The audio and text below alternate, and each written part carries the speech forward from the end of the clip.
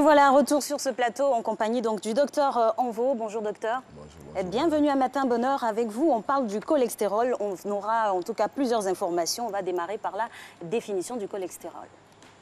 Le cholestérol fait partie de la grande famille des lipides, de la graisse, voilà, donc, spécialement dans la famille des stérols. Donc, ça fait partie de ce que nous appelons les graisses. Voilà, mais c'est un peu différent des graisses. D'accord, voilà. Il y a une nuance. Alors, où est-ce qu'on trouve le cholestérol, docteur? On trouve le cholestérol dans les huiles d'origine animale. Mais on ne trouve pas le cholestérol dans les huiles d'origine végétale. Quelles sont les huiles de manière pratique qu'on utilise voilà, tous les jours d'origine animale et végétale? On a lu de tournesol, c'est végétal. Il y a l'huile de Quelle palme. autre huile? On a aussi le beurre qu'on utilise pour faire nos préparations qui peuvent contenir du cholestérol, alors que nos huiles de palme et tournesol ou bien de colza ne contiennent pas du cholestérol. D'accord. Voilà. Alors, à part les huiles et autres, est-ce que dans d'autres endroits, à part les huiles, il n'y a pas de cholestérol? On trouve du cholestérol dans les huiles, dans la viande. Bien sûr, quand nous disons viande, bien sûr, il y a des huiles dans la viande. Donc, on trouve du cholestérol dans les œufs. Dans les œufs, on trouve du cholestérol dans le cerveau. Ceux qui mangent la cervelle des animaux. On trouve du cholestérol aussi dans les queues de bœuf. Bon, partout dans la viande, dans le poisson, mais pas dans les aliments d'origine végétale. Voilà, donc ça, c'est le cholestérol. Mais n'oublions pas que nous, les hommes, nous produisons aussi du cholestérol. Souvent, c'est un peu ce que beaucoup de gens ignorent.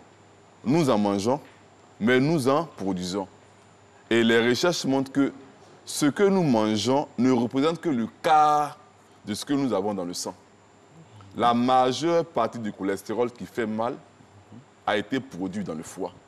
Donc, ayons plus peur de ce que nous produisons plus que de ce que nous en mangeons. Et cette production-là est faite par quel mécanisme physiologique? Voilà, c'est là qu'il faut... On va prendre du temps pour bien expliquer. D'accord. Voilà. Donc, le cholestérol, beaucoup de gens ont peur du cholestérol. Le cholestérol, mais je vais d'abord souligner le rôle important que joue le cholestérol dans le corps. Le cholestérol n'a pas seulement une connotation négative. Le cholestérol est utilisé, comme la dernière fois je le disais, il est utilisé pour le développement du système nerveux de l'enfant et aussi du cerveau de l'enfant. On utilise le cholestérol pour la production des sels biliaires parce que lorsque nous mangeons par exemple de l'huile, on a besoin des sécrétions de la bile pour digérer les huiles.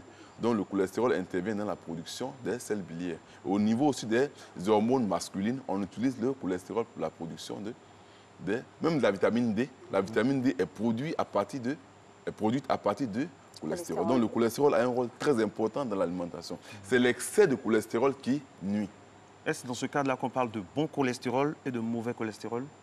Il y a ça, il y a le bon cholestérol, le mauvais cholestérol, mais j'aimerais d'abord commencer par le cholestérol que nous produisons. Tout à fait. Très bien. Voilà, et j'aimerais d'abord souligner quelque chose très important que je ne vais pas oublier. Généralement, nous, les hommes, nous sommes beaucoup plus victimes de cholestérol que les femmes. Je tiens à préciser. Nous sommes beaucoup victimes des maladies de cholestérol. Pourquoi cette particularité chez les hommes? Alors, les femmes ont ce qu'on appelle une hormone qu'on appelle l'œstrogène qui tend à équilibrer la production du cholestérol. Très bien. Souvent, au foyer, si vous avez remarqué, beaucoup de garçons au foyer sont victimes d'AVC ou bien de maladies cardiovasculaires plus que les femmes. Parce que nous, les hommes, on n'a jamais été protégés. Nous n'avons pas l'œstrogène comme les femmes. Les études américaines montrent que depuis l'âge de 20 ans, lorsqu'un garçon prend des risques, depuis l'âge de 20 ans, le jeune garçon commence à déposer du cholestérol dans ses artères. Alors que la jeune femme ne dépose pas du cholestérol. Donc lorsque, par exemple, au foyer, on fait des erreurs alimentaires qui induisent la production du cholestérol, la femme n'en produit pas, alors que le garçon, lui, il en produit jusqu'à ce qu'il fasse un accident cardiovasculaire. C'est là le problème. Donc souvent, il y a des comportements que la jeune femme fait que le garçon ne doit pas faire. Voilà. Lesquels? Il y a des comportements... Lesquels? Alors, nous savons ce... Vous voyez, là, c'est un jus de fruits que nous présentons. Et ce que nous voyons ici, c'est que lorsque un matin, une jeune femme, par exemple, presse un jus de fruits pour donner à son homme, elle va en boire, mais elle n'aura rien. Mais le garçon, lui, il va déposer du cholestérol. La loco que vous voyez, la jeune femme va manger la loco comme un bon garçon, comme le garçon, il va manger. Mais le garçon va déposer du cholestérol alors que la femme n'en déposera pas. Vous voyez? Moi, lorsque souvent on va dans un restaurant, je peux faire souvent, il peut même manger une sauce graine sans avoir peur. Je sais que la sauce graine ne contient pas du cholestérol, mais accompagner mon repas d'un jus, etc., non, là, je ne ferai pas. Parce que je sais que la source de cholestérol provient plutôt de ce que je vais boire, plutôt de ce que je vais manger. Alors, docteur, ce que j'ai envie de vous poser comme question, c'est de savoir, on sait tous que les fruits nous apportent des nutriments très importants. Alors, quels sont les fruits à proscrire principalement pour les hommes, vu qu'ils produisent de manière interne du cholestérol, ou à réduire, réguler leur consommation? Les fruits ne déposent pas du cholestérol chez l'homme. Vous avez parlé de jus à ne pas consommer. Le fruit est différent du jus de fruits. D'accord. Le fruit est différent du fruit de fruits. Oui. Lorsque nous mangeons un fruit, nous ne déposons pas le cholestérol. Mais si nous buvons le jus de fruits, là, nous produisons du cholestérol. C'est différent. Parce que le fruit, de fruits et moins de jus. Mangeons le fruit plutôt que le jus. Parce que, vous voyez, un même aliment peut se comporter différemment selon la technologie appliquée. C'est comme, par exemple, on peut préparer le riz. On mange le riz quand il est froid. Mais quand le riz, on le mange à chaud, au-dessus de 60 degrés, alors le riz peut induire la production du cholestérol chez un homme. Vous voyez un peu, c'est ça. Par exemple, pour la pomme de terre est cuite. Mais si on mange la pomme de terre, par exemple, simplement comme ça, la pomme de terre préparée, on le mange un peu à chaud, cette pomme de terre va déposer du cholestérol chez l'homme. Vous voyez un peu. Alors que si ça avait été préparé et refroidi et mangé avec, par exemple, des condiments, cette pomme de terre ne déposera pas du cholestérol. Alors, on peut prendre par exemple le pain. Le pain, on peut manger du pain. Mais si vous mangez du pain blanc, lorsqu'on fait les travaux, alors on prend le pain blanc comme l'aliment de référence. Quand vous mangez du pain blanc simplement, il peut déposer du cholestérol chez l'homme, mais pas chez la femme. Le pain blanc. C'est pourquoi souvent on demande de manger du pain blanc avec quelque chose. Pain avec poisson, pain avocat. Mais si vous mangez du pain blanc, vous allez déposer du cholestérol. Et souvent, l'erreur que nous commettons, c'est que souvent on va payer du pain chaud à la boulangerie. Et quand le pain il est chaud, il vous assure, c'est l'une même des causes même de la production du cholestérol. Waouh, ça, le pain chaud. C'est bon à savoir, le pain chaud, je ne savais pas. Voilà. Alors, docteur, j'aimerais savoir, puisque c'est avéré, hein, les hommes sont plus enclins à avoir du mauvais cholestérol, qu'est-ce qu'on doit donner comme conseil aux enfants du sexe masculin, les préparer, les apprêter, comment ça doit se passer? À partir de 20 ans. Sinon, les jeunes enfants, non, les jeunes enfants. Donc, à partir de 20 ans. À partir de 20 ans, alors, il y a les comportements qu'il faut adapter. Il faut adapter et je fais les recherches qui montrent que, bon, je ne travaille pas sur les enfants de 20 ans, mais au-delà de 30, 32 ans, j'ai vu que les jeunes personnes qui ont un petit déjeuner qui n'est, moi je dis, ce n'est pas adapté, produisent du cholestérol. Je prends un exemple. Tout à l'heure, j'ai vu un peu l'élément. Boire de la bouillie de riz ou bien les galettes, avec les etc. Galettes, vous voyez, j'ai rencontré un groupe de personnes qui ont calculé le matin le transport. C'est-à-dire qu'ils ont 500 francs en main. Il doit payer une bouillie. Où il doit aller, ça coûte 350. Donc il paye la bouillie et la galette à 100 francs et la bouillie à 50 quand il finit de manger. Et tout le jus, c'est comme ça. Mais il est venu avec un taux de cholestérol, le mauvais cholestérol très élevé. Ouais. Vous voyez pourquoi? Parce qu'il prenait cet aliment-là. Il prenait ces bouillies-là. Alors que si c'est la jeune femme qui en buvait, elle n'aurait rien. Il y a des comportements que la femme fait et que le garçon ne doit pas faire. Ouais. Et souvent, c'est ça. Docteur, dans nos sociétés africaines, pour être plus proche de chez nous, on a une variété, une variante de mets. Est-ce à dire qu'en Côte d'Ivoire, on mange mal ou nos nourritures ne sont pas adaptées à la santé des hommes par rapport au cholestérol? Non, aucun aliment n'est mauvais. Aucun aliment n'est mauvais. Mais il faut souvent approcher les spécialistes pour dire que, et avec l'âge que vous avez et avec les différentes activités que vous menez, voici un peu ce qui peut arriver. Il y a des personnes qui prennent des médicaments de cholestérol pendant des années. Vous voyez un peu. Ces médicaments de cholestérol peuvent agir sur le foie. On peut le prendre pour un temps, mais quand c'est répété pendant des années, alors cherchez à comprendre d'où vient ma production de cholestérol. D'où vient la production du cholestérol. Vous voyez un peu. Donc, les aliments que nous avons une pluralité de repas, mais je pense que l'homme doit choisir. Cet aliment est bon pour moi, cet aliment n'est pas bon pour moi. Ce choix s'opère comment, pratiquement, concrètement? On va vers quel aliment? On privilégie quel aliment pour les hommes? Généralement, moi, je conseille surtout les aliments qui contiennent des fibres alimentaires. Des fibres alimentaires, donc à base de légumes et les fruits. Je préfère plutôt qu'on mange un fruit plutôt que de faire un jus de fruits. voilà, je préfère manger un fruit plus que de faire un jus de fruits. Et il y a certains aliments quand même que les hommes, à partir de 42 ans, doivent laisser tomber. Lesquels? Les frites, c'est pour les enfants. Les frites de pommes de terre, c'est pour les enfants. La bouillie de riz, c'est pour les femmes et pour les enfants. À loco, c'est pour les femmes. Il y a un groupe d'aliments que les hommes, nous les garçons, grand H, nous devons... On peut le faire rarement. On peut le faire rarement. Mais lorsque un garçon, moi je dis ça, c'est lorsque un garçon se comporte comme une femme.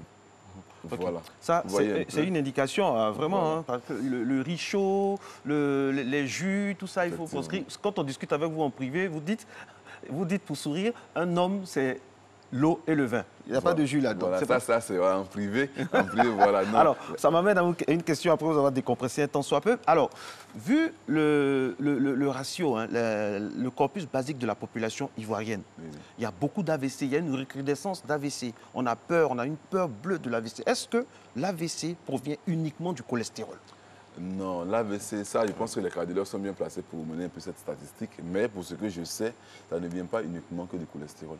Non, il y a d'autres facteurs que, comme je dis, les cardiologues pourraient bien expliquer. Mais à quel taux, par exemple, le cholestérol peut vraiment être dangereux pour la santé et basculer peut-être vers des complications graves? Bon, il n'y a pas de résultats statistiques, mais le cholestérol fait partie des causes principales des maladies cardiovasculaires, tant au niveau du cœur qu'au niveau des artères. Parce que vous voyez que le cholestérol se dépose, comme vous voyez sur cette figure, se dépose. Vous voyez un peu là, on a trois artères, une artère qui est neuve, Oui, on a l'image. Voilà, on a par exemple pas assez de cholestérol et au fur et à mesure, le cholestérol se dépose de manière insidieuse. Vous ne savez pas, mais ça se dépose. Ça se dépose à ce que ça puisse boucher une artère. Et puis bon, si c'est au niveau du cerveau, on fera une AVC cérébrale, c'est au niveau des artères. Voilà, c'est comme ça que le mal il arrive. Alors, docteur, vous nous avez parlé d'un âge bien précis où il faut commencer à faire attention. 20 ans.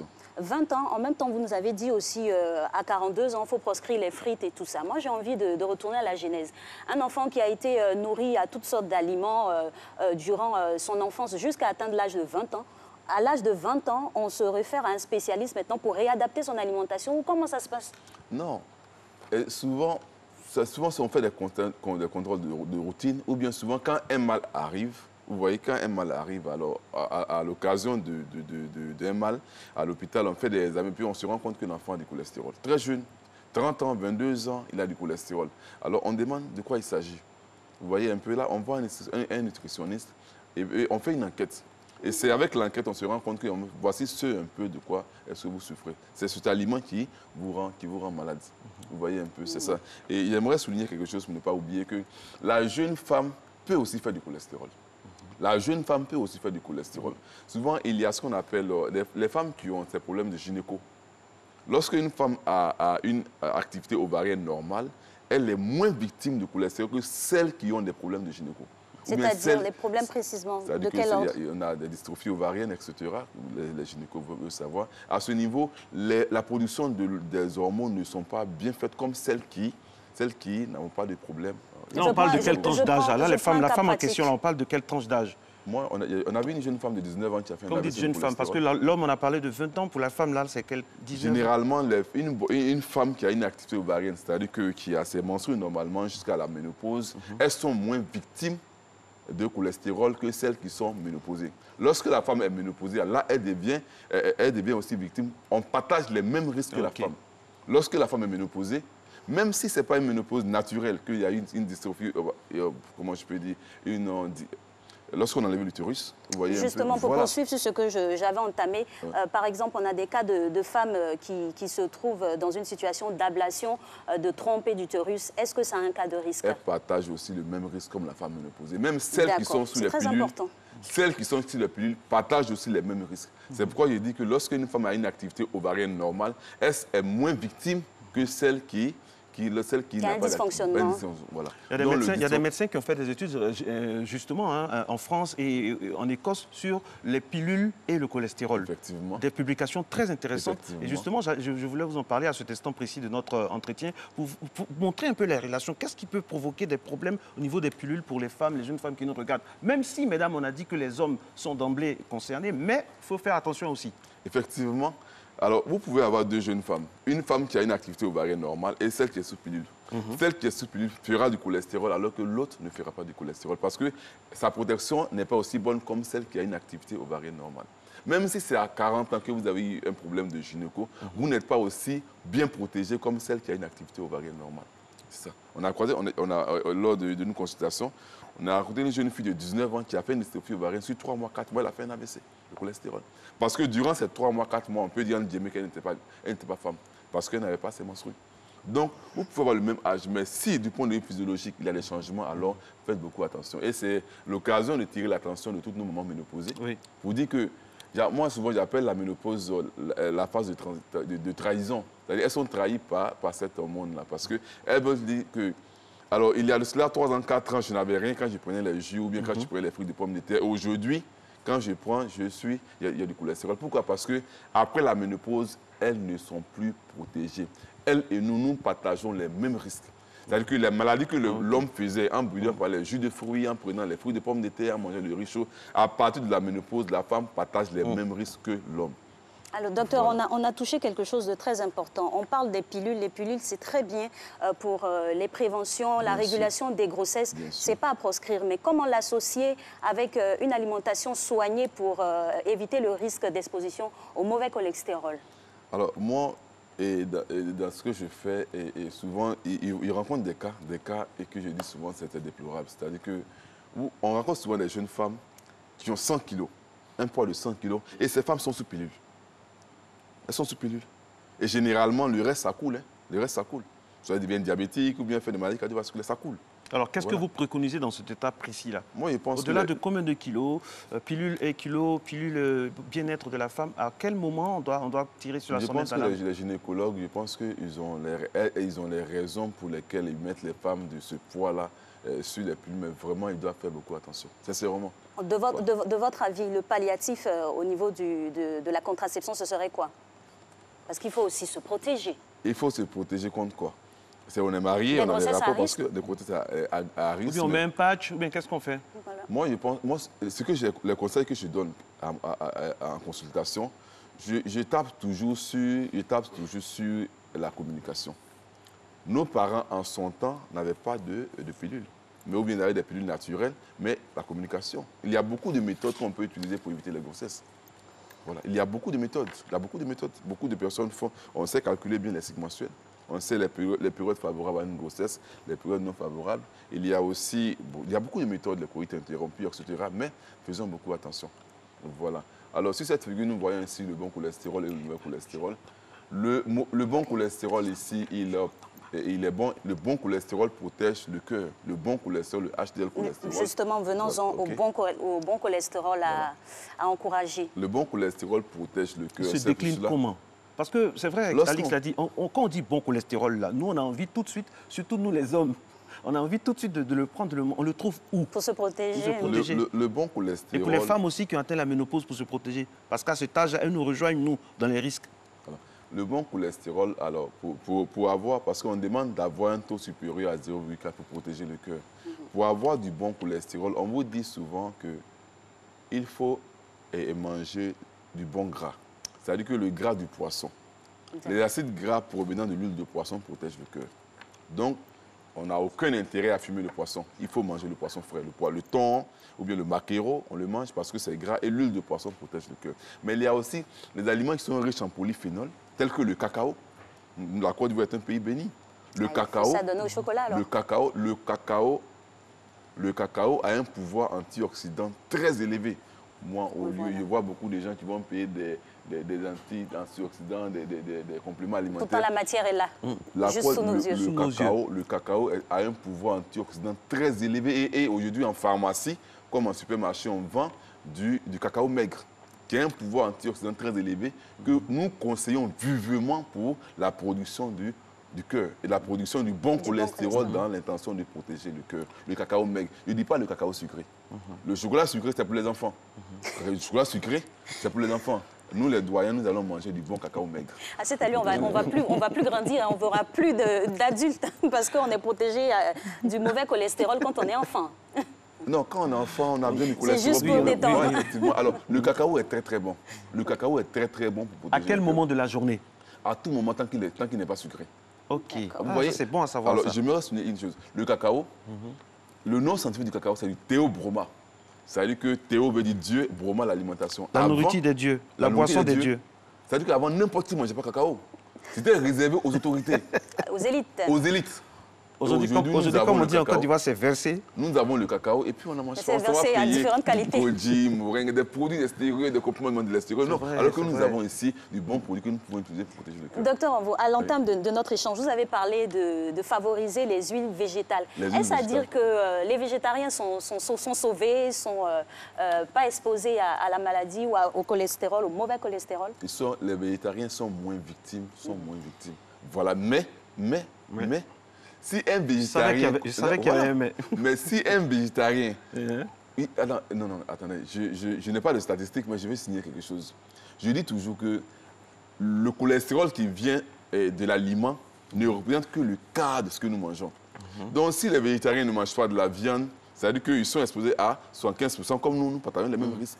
Mais s'ils ne mangent pas de la viande, ok, je n'ai que le quart qui a disparu. Mais les 3 quarts sont encore là. S'il a un comportement qui tourne vers la production du cholestérol, s'il prend des jus ou bien, par exemple, le matin, il s'envoie la bouillie de riz comme tout le monde, il va faire du cholestérol. Vous n'êtes pas épargné. Non, pas épargné. Merci infiniment à vous, docteur, pour cet éclairage-là. Bon ou mauvais cholestérol, on retient tout simplement que les hommes sont de plus en plus exposés et à partir de 20 ans, il faut faire attention. Et les femmes aussi, c'est au niveau de la ménopause. Les femmes ont l'estrogène qui leur permet d'échapper, d'équilibrer le cholestérol dans leur sang. Merci d'être resté en notre compagnie.